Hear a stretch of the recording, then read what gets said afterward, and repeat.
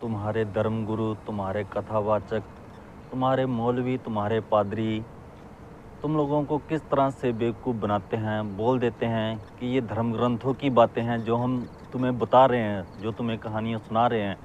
उनको पता है इनमें से कोई भी जो है धर्म ग्रंथों को पढ़ने वाला नहीं है।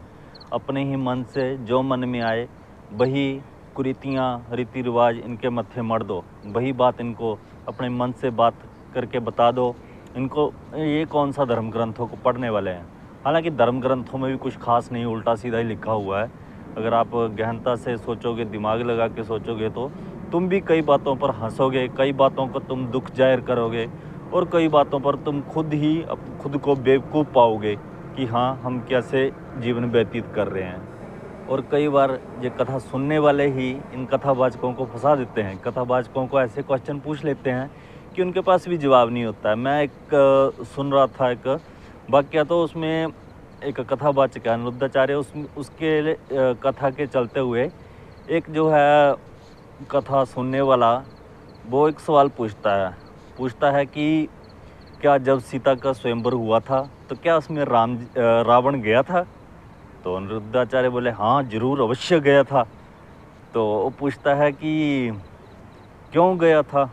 तो वो बोलता है कि उसको निमंत्रण भेजा था। कैसे भेजा था निमंत्रण? हाँ भाई, शांति दूत गया था ना, राजा जनक ने शांति दूत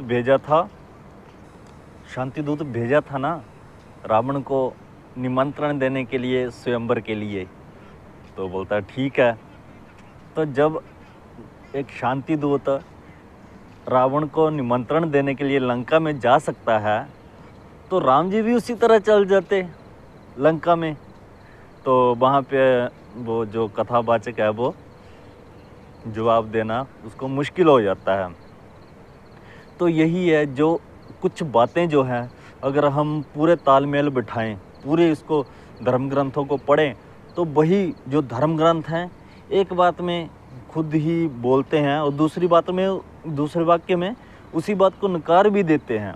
बहुत सारी ऐसी चीज़ें हैं जो कि हमें सोचने पर मजबूर कर देती हैं, और धर्म ग्रंथों को हम पढ़ेंगे तो हमें कभी कभी हंसी भी आएगी और कभी कभी हमें खुद को लगेगा कि हम बेवकूफ़ी भरा जो है उनके ऊपर अंधविश्वास कर रहे हैं।